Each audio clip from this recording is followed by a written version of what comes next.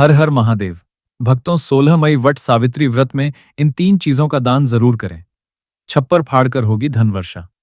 भक्तों, आज के इस वीडियो में हम जानेंगे कि वट सावित्री व्रत 2026 में कब रखा जाएगा, 15 या 16 मई, और इसकी पूजा का शुभ मुहूर्त क्या है, पूजा विधि क्या रहने वाली है, और इस दिन आपको क्या खाना चाहिए एवं क्या नहीं खाना चाहिए, कौन सी चीज जो हमें दान में देनी चाहिए, और कौन सी चीजें हैं जिसका दान हमें वट सावित्री पूजा के दिन भूल से भी नहीं करना चाहिए। साथ ही भक्तों, इस वीडियो में हम जानेंगे कि वह 3 महिलाएं हैं जिन्हें वट सावित्री पूजा का व्रत गलती से भी नहीं रखना चाहिए, और ये भी जानेंगे कि वट सावित्री की पूजा आपको कैसे करनी है। पहली बार यदि आप व्रत रख रहे हैं तो क्या क्या सावधानियां आपको इस दौरान बरतनी चाहिए, एवं वट सावित्री पूजा के दिन आपको कौन सी विधि से पूजा करनी है एवं दिन पूजा करनी है, पूजा का शुभ मुहूर्त क्या रहेगा, पूजा विधि क्या रहेगी, यह समस्त जानकारी आज हम आपको इस छोटी सी वीडियो के माध्यम से बताने जा रहे हैं। इसलिए भक्तों, वीडियो के अंत तक बने रहे और वीडियो को पूरा ही देखा करें, तभी आपको संपूर्ण जानकारी प्राप्त होगी। जी हाँ भक्तों, वट सावित्री व्रत के दिन चाहे कुछ करना या ना करना, लेकिन यह एक छोटा सा दान जरूर से करना, इससे अखंड लक्ष्य और सौभाग्य की प्राप्ति होगी। इसी के साथ भक्तों, आज की वीडियो बहुत ही महत्वपूर्ण है, तो इस वीडियो को शुरू से लेकर अंत तक जरूर देख लेना, और आप सुहागन महिलाओं तक जरूर से शेयर कर दीजिएगा, क्योंकि वट सावित्री का व्रत शादीशुदा महिलाओं के लिए ही है। तो भक्तों, चलिए वीडियो में आगे बढ़ते हैं, और उससे पहले यदि आप भी अपने जीवन में भगवान विष्णु और माता लक्ष्मी की असीम कृपा, उनका आशीर्वाद प्राप्त करना चाहते हैं तो वीडियो को लाइक करें, चैनल को सब्सक्राइब करें, और कमेंट बॉक्स में अपने पति की लंबी आयु के लिए जय मां सावित्री जरूर लिख दें। तो भक्तों, वट सावित्री व्रत हिंदू धर्म का एक प्रमुख त्योहार है जो कि साल में एक ही बार आता है। वट सावित्री का व्रत सुहागन महिलाएं अपने पति की लंबी उम्र एवं स्वस्थ निरोगी जीवन के लिए करती हैं। हर वर्ष यह सावित्री व्रत ज्येष्ठ मास की अमावस्या तिथि के दिन रखा जाता है। आज इस वीडियो में हम जानेंगे कि वट सावित्री व्रत कैसे करें से लेकर तक की संपूर्ण जानकारी आपको सिर्फ इसी वीडियो के माध्यम से प्राप्त हो जाएगी।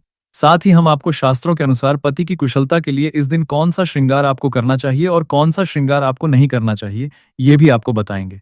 तो भक्तों, वैदिक पंचांग के अनुसार ज्येष्ठ माह की अमावस्या तिथि 16 मई सुबह 5:11 से शुरू होगी और इसकी समाप्ति 17 मई रविवार को मध्य रात्रि 30 पर होगी। ऐसे में 16 मई को सावित्री व्रत किया जाएगा। इसी दिन शनि अमावस्या मनाई जाएगी। पूजा का शुभ मुहूर्त 16 मई को सुबह 7:12 से दोपहर 12:15 तक रहेगा, और इसके एक दिन पूर्व यानी कि 15 मई को हम नहाए करते हैं। तो नहाए के दिन आप सबसे पहले नाखून काट लीजिएगा, उसके बाद बाल धो लीजिएगा, और इस दिन हमें शुद्ध भोजन करना चाहिए, यानी लहसुन, प्याज, बैंगन, मसूर की दाल के बिना आपको इस दिन भोजन ग्रहण करना चाहिए, क्योंकि यह सभी चीजें तामसिक प्रवृत्ति की होती है, जिस वजह से वट सावित्री के व्रत में इन्हें खाना निषेध माना जाता है। साथ ही आप इसी दिन अपने दोनों हाथों में मेहंदी जरूर लगा लें, क्योंकि देखिए भक्तों, मेहंदी और महाव्रत सुहागन स्त्रियों की शान होती है। इसीलिए आप इस दिन यदि कोई विशेष प्रकार के श्रृंगार नहीं कर पाते हैं तो आप कम से कम और महाव्रत जरूर लगा लें। और अगर आपके घर में वट सावित्री व्रत के दिन बनाने की परंपरा है तो आप नहाए खाए के दिन ही बना लें, और उसके अगले दिन हम व्रत रखेंगे तो व्रत के दिन आप लोग सुबह जल्दी उठ जाइएगा।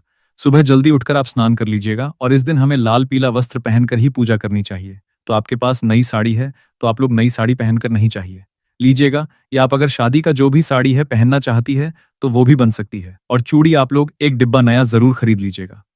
साड़ियां पहले वाली हैं तो भी पहन सकती है, लेकिन चूड़ियां आप अपने लिए एक नया जरूर से ले लीजिएगा। और उस दिन 16 श्रृंगार किया जाता है, तो आप अपना सिंदूर से मांग भर ले ना लें, और गले में मंगलसूत्र पहन लें, पैर में पायल बिछुआ और महावर जरूर लगा लीजिएगा। और जो शादी की चुनरी रहती है वो ओढ़कर ही हमें इस दिन पूजा करनी चाहिए, और आप लोग मांग में जो मांग है वो भी जरूर पहन लीजिएगा। और इस दिन हमें टीका पहनकर ही पूजा करनी चाहिए।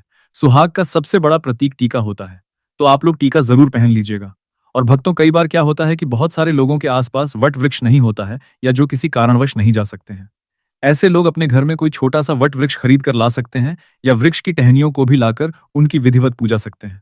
लेकिन वृक्ष के पास जाकर पूजा करना अधिक पुण्यकारी होता है, इसलिए जब तक बहुत जरूरी ना हो तब तक घर में पूजा ना करें। लेकिन भक्तों, ध्यान रखिएगा, वट सावित्री पूजा के दिन कभी भी हमें बरगद की टहनी नहीं तोड़नी चाहिए। तो आप लोग एक दिन पहले ही बरगद यानी कि वट वृक्ष की टहनी मंगवा कर रख लीजिएगा, और 16 मई की पूजा में उसी टहनी का इस्तेमाल आप कर लें। इस पूजा में गौरी गणेश का सबसे पहले पूजन किया जाता है, उसके बाद ही हम वट वृक्ष की पूजन करते हैं। और आप गौरी माता हल्दी से बना लीजिएगा, और सुपारी में कलावा लपेटकर गणेश जी बना लीजिएगा।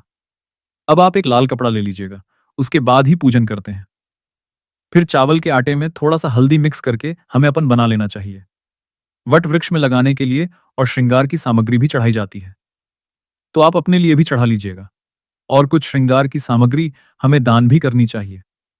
और इस दिन जो भी मौसमी फल है, वही प्रसाद में चढ़ाया जाता है।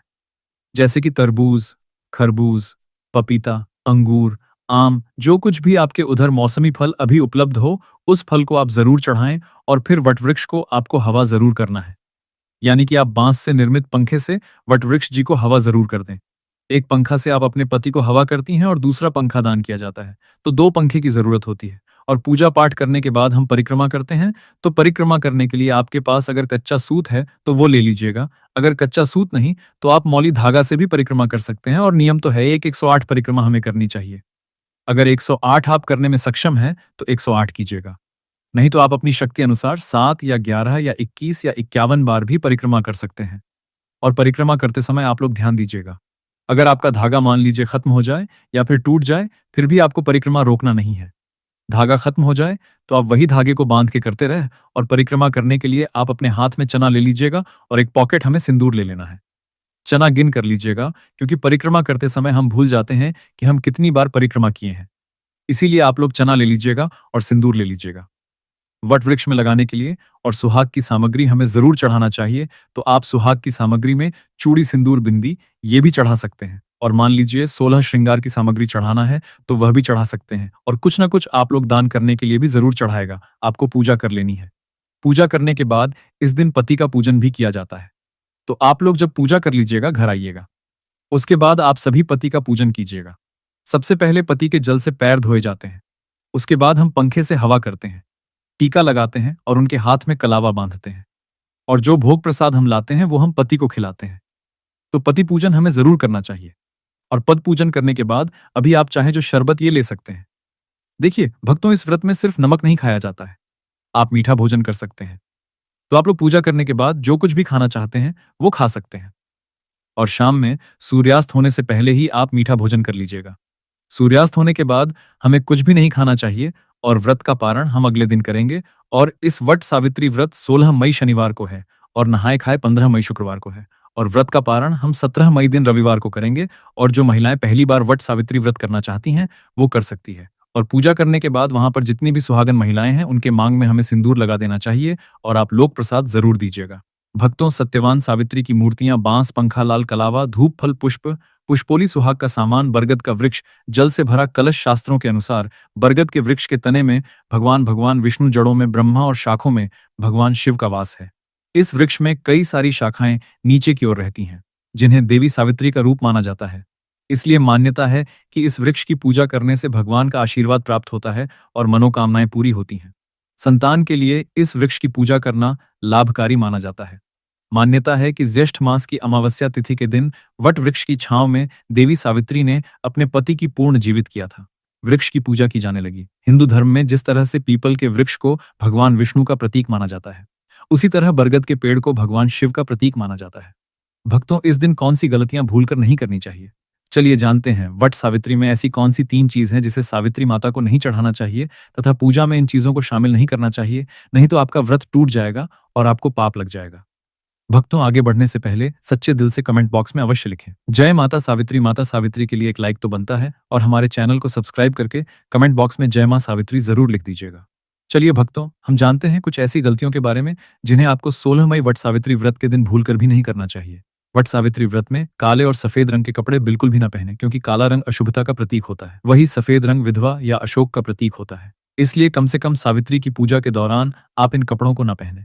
लेकिन यदि आप किसी ऐसे पेशे में हैं जैसे कि डॉक्टर या वकील है, तो आप पूजा करने के बाद सफेद या काले कलर के कपड़े पहन सकते हैं, उसमें कोई भी दिक्कत ना है। लेकिन कोशिश करें कि पूजा के वक्त लाल, गुलाबी, कत्थई, बैंगनी इन सभी रंगों के कपड़े आप पहने। ऐसा करने से माता आपसे अति प्रसन्न होगी और आपको अखंड सौभाग्यवती का वरदान देंगी। भक्तों, इस दिन जितना ज्यादा हो सके श्रृंगार आदि का दान करें, इससे आपके पति पर कभी कोई कष्ट नहीं आएंगे। माता सावित्री प्रसन्न हो गई होती है। लेकिन याद रहे, खुद का मेकअप दान न करें, बाहर से खरीद कर ही दान करें। इससे आपके जीवन में कभी भी धन की कमी नहीं होगी।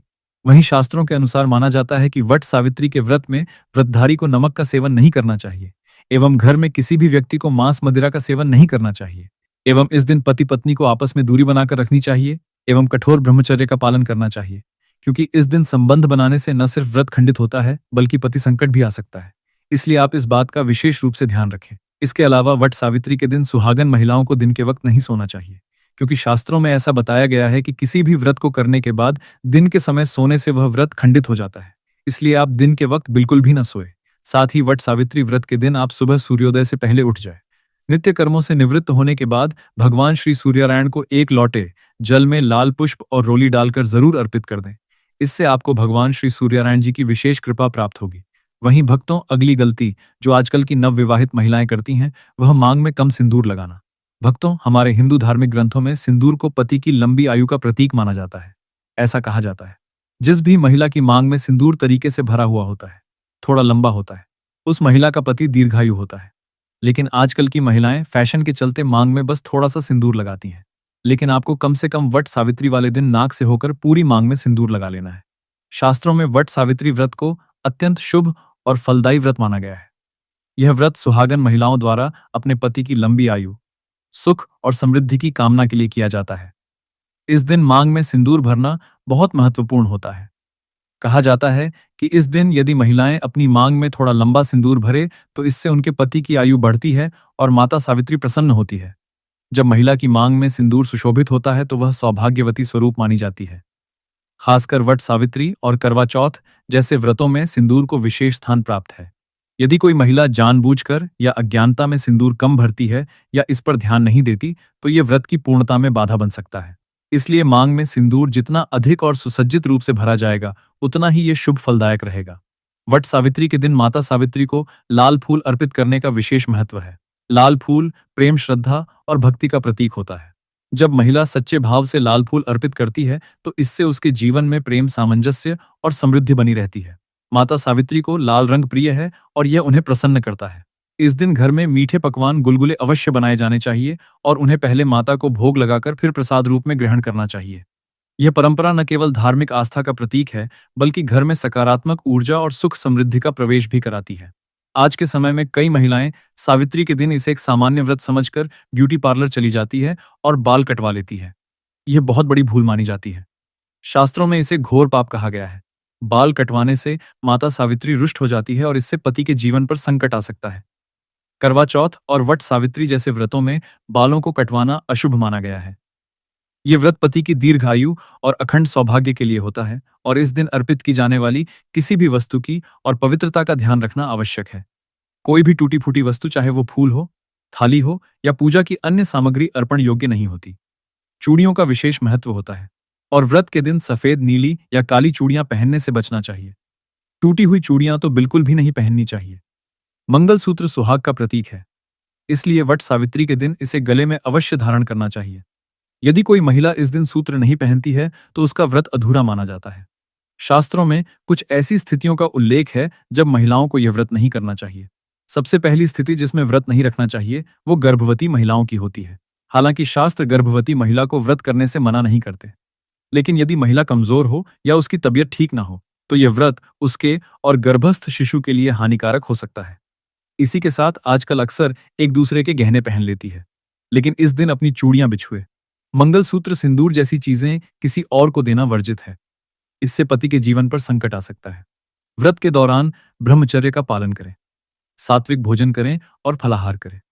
भूल कर भी प्याज, लहसुन या तामसिक भोजन का सेवन न करें, क्योंकि यह व्रत की पवित्रता को खंडित करता है। यदि आपने इस व्रत को विधि से किया, नियमों का पालन किया और माता सावित्री की सच्चे मन से पूजा की, तो निश्चित रूप से माता का आशीर्वाद आपके पति और परिवार पर बना रहेगा। इस बार वट सावित्री व्रत के दिन शनिश्चरी अमावस्या है, जिसमें स्नान और दान का बहुत फल मिलता है। ये अमावस्या स्नान, दान और श्राद्ध की अमावस्या कही जाती है। इसलिए ये तिथि न सिर्फ महिलाओं के लिए बल्कि पुरुषों के लिए भी खास है। इस व्रत में स्नान, वदान आदि का अक्षय फल मिलता है। इस दिन पवित्र नदियों में स्नान करके पितरों के नाम से तर्पण करना चाहिए। ऐसा कहा जाता है कि इससे पितरों का आशीर्वाद मिलता है। ज्येष्ठ मास सुहागिन महिलाओं के लिए अधिक महत्वपूर्ण होता है। इसका कारण है वट सावित्री व्रत। दरअसल ज्येष्ठ मास की अमावस्या तिथि पर वट सावित्री का पर्व मनाया जाता है। इस दिन महिलाएं पति की लंबी उम्र व तरक्की के लिए निर्जला व्रत रखती है। मान्यता है कि इस दिन सावित्री ने यमराज से पति सत्यवान के प्राण वापस ले लिए थे। इस पर्व में मुख्य रूप से वटवृक्ष की पूजा की जाती है। कहा जाता है कि इस पेड़ में ब्रह्मा, विष्णु और शिव जी का वास होता है, इसलिए इसकी उपासना करने से तीनों देवताओं का आशीर्वाद प्राप्त होता है। चलिए भक्तों, अब हम आपको सुनाते हैं वट सावित्री व्रत कथा। वट सावित्री व्रत कथा के अनुसार सावित्री राजर्षि अश्वपति की संतान थी। उन्होंने सत्यवान को अपने पति रूप में चुना, जो वन के राजा दमकसेन के पुत्र थे। नारद जी ने उन्हें बताया कि सत्यवान का जीवन अल्पकालिक है, फिर भी सावित्री ने अपने निर्णय में कोई परिवर्तन नहीं किया। उन्होंने सत्यवान से विवाह किया और अपने परिवार की सेवा हेतु वन में निवास करने लगी। एक दिन जब सत्यवान लकड़ी काटने जंगल में गया तो वहीं गिर पड़ा। यह देखकर यमराज सत्यवान की आत्मा लेने आए। सावित्री जानती थी, क्योंकि वह 3 दिन का उपवास कर रही थी। उन्होंने यमराज से सत्यवान की जान न लेने की प्रार्थना की, लेकिन यमराज नहीं माने। सावित्री ने उनका पीछा करना शुरू कर दिया। यमराज के कई बार मना करने के बावजूद सावित्री पीछे हटने को तैयार नहीं हुई। सावित्री के बलिदान से प्रसन्न होकर यमराज ने कहा कि वह उनसे 3 वरदान मांग सकती है। सावित्री ने पहले वरदान में सत्यवान के अंधे माता पिता के लिए दृष्टि की रोशनी मांगी। दूसरे वरदान में उसने सत्यवान के अंधे माता पिता खोया हुआ राज्य मांगा। अंतिम वरदान में सावित्री ने यमराज से 100 पुत्रों का आशीर्वाद प्राप्त करने की प्रार्थना की। यमराज ने उसे ये 3 इच्छाएं प्रदान की और तुरंत ही समझ गए कि अब सत्यवान को अपने साथ ले जाना संभव नहीं है। यमराज ने सावित्री को अखंड सौभाग्यवती होने का आशीर्वाद दिया। उस समय सावित्री एक बरगद के पेड़ के नीचे सत्यवान के साथ बैठी हुई थी। इसलिए इस दिन महिलाएं बरगद के पेड़ के चारों ओर धागा लपेटकर पूजा करती है। बरगद के पेड़ की पूजा किए बिना यह व्रत पूरा नहीं माना जाता है। तो भक्तों, अगर आपको यह जानकारी उपयोगी लगी हो तो वीडियो को लाइक जरूर करें, चैनल को सब्सक्राइब जरूर करें। हर हर महादेव। धन्यवाद।